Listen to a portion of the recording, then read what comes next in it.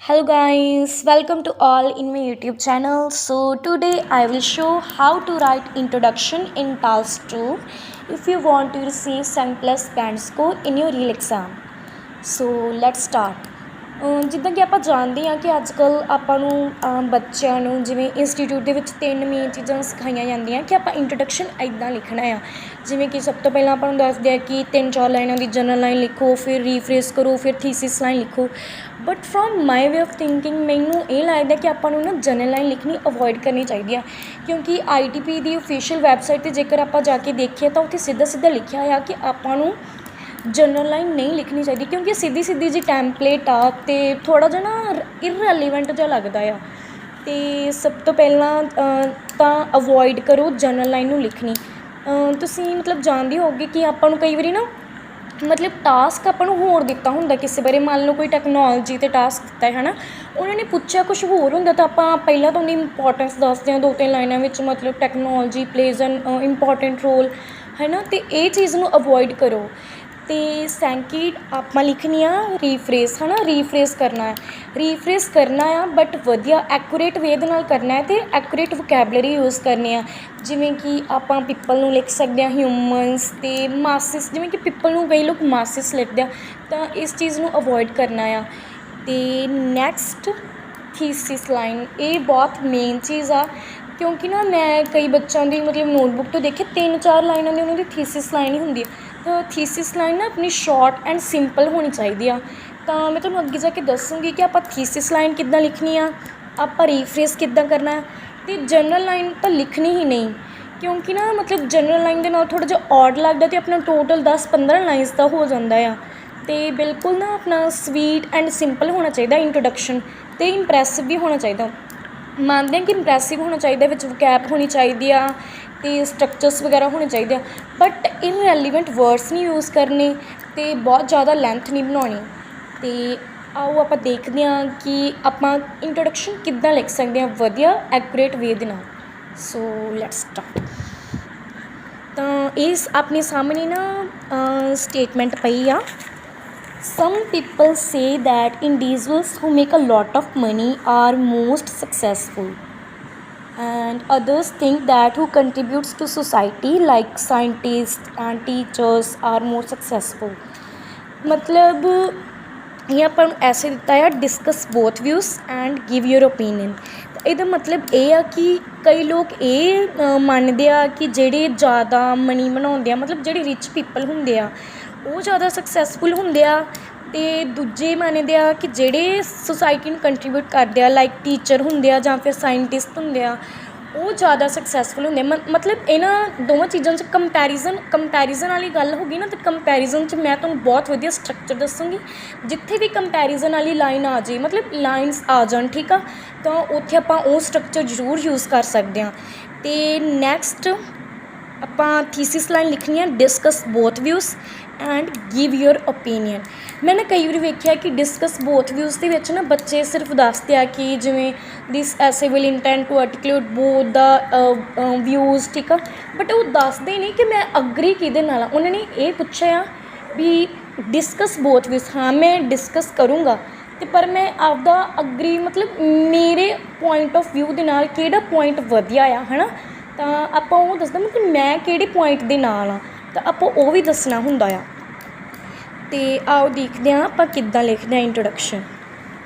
ਸੋ ਜਦੋਂ ਵੀ ਕੋਈ ਵੀ ਕੰਪੈਰੀਜ਼ਨ ਵਾਲੀ ਗੱਲ ਹੋ ਗਈ, ਡਿਸਕਸ ਬੋਥ ਵਿਊਜ਼ ਦੇ ਵਿੱਚ ਨਹੀਂ, ਕਈ ਵਾਰੀ ਹੁੰਦਾ ਨਾ ਟੂ ਵਟ ਐਕਸਟੈਂਟ ਦੇ ਵਿੱਚ ਵੀ ਆਏ ਜਾਂ 2 ਸਟੇਟਮੈਂਟਸ ਹੁੰਦੀਆਂ ਅਤੇ ਵਿੱਚ ਥੋੜ੍ਹਾ ਜਿਹਾ ਜੋ ਕੰਪੈਰੀਜ਼ਨ ਦਿੱਤਾ ਹੋਇਆ ਨਾ, ਮੰਨ ਲਓ 2 ਚੀਜ਼ਾਂ ਬਾਰੇ ਗੱਲ ਕੀਤੀ ਹੋਈ ਆ, ਇੱਕ ਦਿਸ ਅਤੇ ਇੱਕ ਦਿਸ, ਠੀਕ ਆ, ਤਾਂ ਦੋਨਾਂ ਚੀਜ਼ਾਂ 'ਚ ਜੇ ਕੰਪੈਰੀਜ਼ਨ ਦੀ ਗੱਲ ਕੀਤੀ ਹੋਈ ਆ ਤਾਂ ਆਪਾਂ ਨਾ ਇੱਕ ਸਟਰਕਚਰ ਯੂਜ਼ ਕਰ ਸਕਦੇ ਹਾਂ ਵੈਦਰ ਔਰ ਵਾਲਾ, ਅਤੇ ਇਹ ਬਹੁਤ ਵਧੀਆ ਸਟਰਕਚਰ ਆ, ਜ਼ਰੂਰ ਯੂਜ਼ ਕਰਨਾ ਚਾਹੀਦਾ। ਇਹ ਆਪਣੀ ਰਾਈਟਿੰਗ ਨੂੰ ਮਤਲਬ ਇੰਪਰੈਸਿਵ ਬਣਾਉਂਦਾ ਆ, ਠੀਕ ਆ। ਤਾਂ ਜਿਵੇਂ ਆਪਾਂ ਕੋਈ ਤੁਸੀਂ ਦੇਖ ਸਕਦੇ ਹੋ ਆਪਾਂ ਕੋਈ ਜਨਰਲ ਲਾਈਨ ਨਹੀਂ ਮਤਲਬ ਲਿਖੀ, ਆਪਾਂ ਜਸਟ ਸਿੰਪਲੀ ਸਟਾਰਟ ਕੀਤਾ ਆ। It is debatable issue among the humans, ਠੀਕ ਆ, ਇਹ ਨਾ ਮਤਲਬ ਡਿਬੇਟੇਬਲ ਇਸ਼ੂ ਆ ਅਮੰਗ ਦੀ, ਮਤਲਬ ਲੋਕਾਂ ਦੇ ਵਿੱਚ ਇਹ ਡਿਬੇਟੇਬਲ ਇਸ਼ੂ ਆ, ਕਿਉਂਕਿ ਡਿਬੇਟੇਬਲ ਹੈ ਨਾ, ਕਿਉਂਕਿ 2 ਚੀਜ਼ਾਂ ਦੇ ਵਿੱਚ ਇੱਕ ਹਿਸਾਬ ਦੀ ਡਿਬੇਟ ਹੀ ਹੋ ਰਹੀ ਆ। ਤਾਂ it is debatable issue among the humans whether wealthy ਮਤਲਬ who make a lot of money. ਇੱਥੇ ਆਪਾਂ ਨੂੰ ਇੱਦਾਂ ਕੰਪੈਰੀਜ਼ਨ, ਇਹ ਨਹੀਂ ਕਿ ਇੱਕ ਇੱਕ ਵਰਡ ਨੂੰ ਆਪਾਂ ਰੀਫਰੇਸ ਕਰਕੇ ਲਿਖਣਾ, ਆਪਾਂ ਜਸਟ ਆਪਦੀਆਂ ਲਾਈਨਸ ਦੇ ਵਿੱਚ ਵੀ ਲਿਖਣਾ ਰੀਫਰੇਸ ਹੀ ਕਹਿਲਾਉਂਦਾ ਆ। ਤਾਂ ਆਪਾਂ ਇਹਨੂੰ ਆਪਦੀਆਂ ਲਾਈਨਸ ਵਿੱਚ ਲਿਖਾਂਗੇ ਤਾਂ ਇਹ ਉਦੋਂ ਵੀ ਜ਼ਿਆਦਾ ਵਧੀਆ ਲੱਗੂਗਾ। ਇਹ ਨਹੀਂ ਕਿ ਇੱਕ ਇੱਕ ਵਰਡ ਨੂੰ ਭਾਰੀ ਭਰਕਮ ਵਰਡਸ ਪਾ ਕੇ ਅਤੇ ਉਹਨੂੰ ਰੀਫਰੇਸ ਕਰੋ। ਤਾਂ ਜੇ ਆਪਾਂ ਸਿੰਪਲ ਐਂਡ ਸਵੀਟ ਵੀ ਲਿਖਾਂਗੇ ਤਾਂ ਵਧੀਆ ਲੱਗੂਗਾ। Weather wealthy individuals are more successful. ਮੈਨੂੰ ਇੱਥੇ ਸਕਸੈਸਫੁਲ ਦਾ ਮੰਨ ਲਓ ਮਤਲਬ ਸਕਸੈਸਫੁਲ ਆਪਾਂ ਫੇਮਸ ਲਿਖ ਸਕਦੇ ਹਾਂ, ਵਾਈਡ ਸਪਰੈਡ ਲਿਖ ਸਕਦੇ ਹਾਂ। ਜੇਕਰ ਆਪਾਂ ਨੂੰ ਇਹਦਾ ਸਿਨੋਨੀਮ ਨਹੀਂ ਆਉਂਦਾ ਨਾ ਤਾਂ ਆਪਾਂ ਰਾਦਰ ਦੈਨ ਕਿ ਆਪਾਂ ਗਲਤ ਲਿਖੀਏ, ਆਪਾਂ ਉਹੀ ਵਰਡ ਐਗਜ਼ੈਕਟ ਉਹੀ ਲਿਖ ਸਕਦੇ ਹਾਂ। ਠੀਕ ਆ, ਅਤੇ ਇੱਥੇ ਮੈਂ ਉਹੀ ਲਿਖਿਆ weather wealthy individuals are more successful or who contributes to society include, ਇੱਥੇ ਲਿਖਿਆ ਹੋਇਆ ਆ ਸਾਇੰਟਿਸਟਸ ਐਂਡ ਟੀਚਰਸ। ਅਤੇ ਮੈਨੂੰ ਇਹਨਾਂ ਦਾ ਜਿਵੇਂ ਕਿ ਕੋਈ ਪਤਾ ਸੀਗਾ ਹੈ ਨਾ, ਸਿਨੋਨੀਅਮ ਪਤਾ ਸੀ ਕਿ ਸਾਇੰਟਿਸਟ ਨੂੰ ਮੈਂ ਲਿਖਤਾ ਰਿਸਰਚਰਸ ਅਤੇ ਟੀਚਰਸ ਨੂੰ ਲਿਖਤਾ ਮੈਂ tutor. And or who contributes to society include researchers and tutors are more. ਅਤੇ ਹੁਣ ਆਪਾਂ ਰੀਫਰੇਸ ਕੀਤੀ, ਉਹਦੇ ਨਾਲੋਂ ਘੱਟ ਹੀ ਬਣੀ। ਤੁਸੀਂ ਦੇਖ ਸਕਦੇ ਹੋ ਕਿ ਉਹ ਸਟੇਟਮੈਂਟ ਕਿੱਡੀ ਅਤੇ ਇਹ ਕਿੱਡੀ, ਤਾਂ ਆਪਾਂ ਇਹਦੇ ਨਾਲੋਂ ਇੱਕ ਸ਼ਬਦ ਛੋਟੀ ਹੀ ਲਿਖੀ ਆ, ਬਹੁਤ ਹੀ ਐਕੂਰੇਟ ਜਿਹੇ ਵੇ ਦੇ ਨਾਲ। ਤਾਂ it is debatable issue among the humans, ਇੱਕ ਮਤਲਬ ਡਿਬੇਟ ਦਾ ਇਸ਼ੂ ਆ, ਦੋ ਚੀਜ਼ਾਂ 'ਚ ਡਿਬੇਟ ਹੋ ਰਹੀ ਹੈ ਨਾ, ਤਾਂ ਇਸ ਕਰਕੇ ਆਪਾਂ ਇੱਦਾਂ ਲਿਖਿਆ। ਵੈਦਰ ਵੈਲਦੀ ਪੀਪਲ ਮਤਲਬ ਉਹੀ ਗੱਲ ਹੈਗੀ ਨਾ, whether who make a lot of money are most successful or who contributes to society include researchers and tutors are more. So next ਆਪਾਂ ਲਿਖਣੀ ਆ ਥੀਸਿਸ ਲਾਈਨ। ਥੀਸਿਸ ਲਾਈਨ ਦੇ ਵਿੱਚ ਆਪਾਂ ਪਹਿਲਾਂ ਦੱਸਣਾ ਆ ਮਤਲਬ ਕਿ ਆਪਾਂ ਅੱਗੇ ਕੀ ਦੱਸਣ ਜਾ ਰਹੇ ਹਾਂ, ਡਿਸਕਸ ਬੋਥ ਵਿਊਜ਼ ਹੈ ਨਾ। ਤਾਂ ਆਪਾਂ ਇੱਥੇ ਲਿਖਾਂਗੇ while this essay will examines both the views nevertheless I believe that former point of view is more accurate.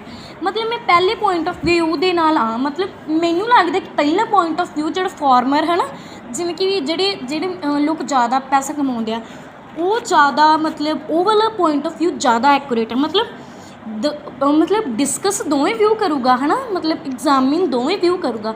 But ਮੈਨੂੰ ਲੱਗਦਾ ਹੁਣ ਮੈਂ ਆਪਦਾ ਵਿਊ ਵੀ ਦੇ ਤਾ ਅਤੇ ਮੈਂ ਉਹ ਦੱਸ ਵੀ ਦਿੱਤਾ ਕਿ ਮੈਂ ਅੱਗੇ ਕੀ ਦੱਸਣ ਜਾ ਰਿਹਾ। ਤਾਂ ਇੱਦਾਂ ਲਿਖਣੀ ਆ ਆਪਾਂ ਇੰਟਰੋਡਕਸ਼ਨ, ਕਿ ਇਹ ਨਹੀਂ ਕਿ ਆਪਾਂ ਮਤਲਬ 4-5 ਲਾਈਨਾਂ ਦੀ ਥੀਸਿਸ ਲਾਈਨ ਲਿਖਣੀ ਆ, ਪਹਿਲਾਂ ਜਨਰਲ ਲਾਈਨ ਲਿਖਣੀ ਆ। ਸੋ ਇੱਦਾਂ ਲਿਖਣਾ ਆ। ਅਤੇ ਅੱਗੇ ਜੇ ਆਪਾਂ ਹੋਰ ਵੀ ਮਤਲਬ ਥੀਸਿਸ ਲਾਈਨ ਅੱਗੇ ਦੇਖੀਏ, ਜੇ ਮੰਨ ਲਓ ਟੂ ਵਟ ਐਕਸਟੈਂਟ 'ਤੇ ਆ ਗਿਆ ਹੈ ਨਾ, ਤਾਂ ਆਪਾਂ ਉਹਦੇ 'ਚ ਵੀ ਆਹੀ ਯੂਜ਼ ਕਰ ਸਕਦੇ ਹਾਂ। ਜਿੱਦਾਂ ਕਿ ਆਹੀ ਭਾਵੇਂ ਹੈ ਨਾ ਇਹੀ ਸਟੇਟਮੈਂਟ ਆ, ਅਤੇ ਇਹਦਾ ਆਪਾਂ ਮੰਨ ਲਓ ਜੇ ਇੱਥੇ ਲਿਖਿਆ ਹੁੰਦਾ to what extent do you agree or disagree, ਅਤੇ ਆਪਾਂ ਕਈ ਵਾਰੀ ਲਿਖਦੇ ਨਾ while I partially agree with this notion, ਜਾਂ ਫਿਰ ਵਾਈਲ ਆਈ ਵਿਲ ਮਤਲਬ ਕਿ ਪਾਰਸ਼ਲੀ ਅਗਰੀ ਹੈ ਨਾ। ਪਾਰਸ਼ਲੀ ਅਗਰੀ ਨੂੰ ਛੱਡ ਕੇ ਤੁਸੀਂ ਇੱਕ ਹੋਰ ਵਧੀਆ ਮਤਲਬ ਚੀਜ਼ ਯੂਜ਼ ਕਰ ਸਕਦੇ ਹੋ। ਜਿੱਦਾਂ ਕਿ ਆਪਾਂ ਲਿਖ ਸਕਦੇ ਹਾਂ while I do not entirely agree, ਮਤਲਬ ਜਿੱਦਾਂ ਆਪਣੇ ਰੀਡਿੰਗ 'ਚ ਵਰਡ ਨਹੀਂ ਦਿੱਤੇ ਹੁੰਦੇ, ਲਾਈਨਸ ਦਿੱਤੀ ਹੁੰਦੇ ਘੁਮਾ ਫਿਰਾ ਕੇ, ਤਾਂ ਆਪਾਂ ਉਸ ਚੀਜ਼ 'ਚ ਨਾ ਘੁਮਾ ਫਿਰਾ ਕੇ ਗੱਲ ਕਹੀਏ, ਅਤੇ ਮਤਲਬ ਕਈ ਵੀ ਸਿੰਪਲ ਵੇ ਦੇ ਨਾਲ ਆ ਅਤੇ ਕਈ ਵੀ ਕੰਪਲੈਕਸ ਜਿਹੀ ਬਣਾ ਕੇ ਕਹੀ ਆ, ਤਾਂ ਇਹ ਬਹੁਤ ਵਧੀਆ ਲੱਗੂ। ਅਤੇ ਜੇਕਰ ਤੁਹਾਨੂੰ ਕੋਈ ਵੀ ਮੰਨ ਲਓ ਜੇਕਰ ਤੁਹਾਨੂੰ ਪਾਰਸ਼ਲੀ ਤੁਸੀਂ ਅਗਰੀ ਜਾਣਾ ਹੈ ਨਾ, ਤਾਂ ਤੁਸੀਂ ਇੱਦਾਂ ਲਿਖ ਸਕਦੇ ਹੋ while I do not entirely agree with this phenomenon, ਜਾਂ ਫਿਰ while I do not entirely disagree with this given phenomenon. ਤਾਂ ਇਹ ਇੱਕ ਸਾਡਾ partially agree point of view ਦੇਣਾ ਕਿ ਨਾ ਤਾਂ ਮੈਂ ਪੂਰਾ ਅਗਰੀ ਹਾਂ ਨਾ ਮੈਂ ਪੂਰਾ ਡਿਸਅਗਰੀ ਹਾਂ। ਠੀਕ ਆ, ਅਤੇ ਜੇਕਰ ਆਪਾਂ ਨੂੰ ਕਈ ਵਾਰ ਹੁੰਦਾ ਡੂ ਯੂ ਅਗਰੀ ਔਰ ਡਿਸਅਗਰੀ, ਜੇਕਰ ਆਪਾਂ ਇੱਕ ਸਾਈਡ ਜਾਣਾ ਫਿਰ ਆਪਾਂ ਸਿੱਧਾ ਕਹਿ ਸਕਦੇ ਹਾਂ ਨੈਵਰਦਲੈਸ। ਆਪਾਂ ਵਾਈਲ ਤੋਂ ਵੀ ਸਟਾਰਟ ਕਰ ਸਕਦੇ ਹਾਂ, ਆਪਾਂ ਨੈਵਰਦਲੈਸ ਤੋਂ ਵੀ ਸਟਾਰਟ ਕਰ ਸਕਦੇ ਹਾਂ। Nevertheless I completely agree with this given notion. ਅਤੇ ਨੈਕਸਟ ਆਪਾਂ ਹੋਰ ਵੀ ਜਿਵੇਂ ਥੀਸਿਸ ਲਾਈਨ ਲਿਖ ਸਕਦੇ ਹਾਂ, ਜਿਵੇਂ ਕਿ ਆਪਾਂ ਨੂੰ ਪ੍ਰੋਬਲਮ ਸੋਲਿਊਸ਼ਨ 'ਤੇ ਆ ਗਿਆ, ਤਾਂ ਆਪਾਂ ਇੱਥੇ ਲਿਖ ਸਕਦੇ ਹਾਂ while this essay will ਐਗਜ਼ਾਮਿਨਸ both the aspects its problems and some potential measures to solve the matter। ਮਤਲਬ ਉੱਥੇ ਆਪਾਂ ਵੈਦਰ ਔਰਲ ਵਾਲਾ ਸਟਰਕਚਰ ਪਾਇਆ ਸੀ ਨਾ, ਤਾਂ ਆਪਾਂ ਇੱਕ ਹੋਰ ਸਟਰਕਚਰ ਯੂਜ਼ ਕਰ ਸਕਦੇ ਹਾਂ ਬੋਥ ਵਾਲਾ, both the aspects its problems and some potential measures. ਮੰਨ ਲਓ ਜੀ ਕਾਜ਼ਿਸ ਇਫੈਕਟਸ 'ਤੇ ਵੀ ਆ, ਤਾਂ ਉੱਥੇ ਵੀ ਆਪਾਂ ਕਹਿ ਸਕਦੇ ਹਾਂ both the aspects its causes and its effects. ਠੀਕ ਹੈ, ਅਤੇ ਮੰਨ ਲਓ ਮੈਰਿਟਸ ਡੀਮੈਰਿਟਸ 'ਤੇ ਆ, ਐਡਵਾਂਟੇਜਸ ਡਿਸਐਡਵਾਂਟੇਜਸ 'ਤੇ ਆ, ਤਾਂ ਉਹ ਵੀ ਆਪਾਂ ਲਿਖ ਸਕਦੇ ਹਾਂ its problems and its merits and some demerits. ਠੀਕ ਆ, ਤੇ ਆਪਾਂ ਨੂੰ ਇੱਕ ਹੋਰ ਵੀ ਇਹਦੇ ਨਾਲ ਲਿਖ ਸਕਦੇ ਹਾਂ, ਜਿੱਦਾਂ ਕਿ ਆਪਾਂ ਨੂੰ ਕੋਈ ਆ ਗਿਆ ਕਾਜ਼ਿਸ ਅਤੇ ਇਫੈਕਟਸ ਦੀ, ਤਾਂ ਆਪਾਂ ਇੱਥੇ ਲਿਖ ਸਕਦੇ ਹਾਂ ਦਿਸ ਐਸੇ ਵਿਲ ਐਗਜ਼ਾਮਿਨਸ ਨੋਟ ਓਨਲੀ ਵਾਲਾ ਸਟਰਕਚਰ ਪਾ ਸਕਦੇ ਹਾਂ।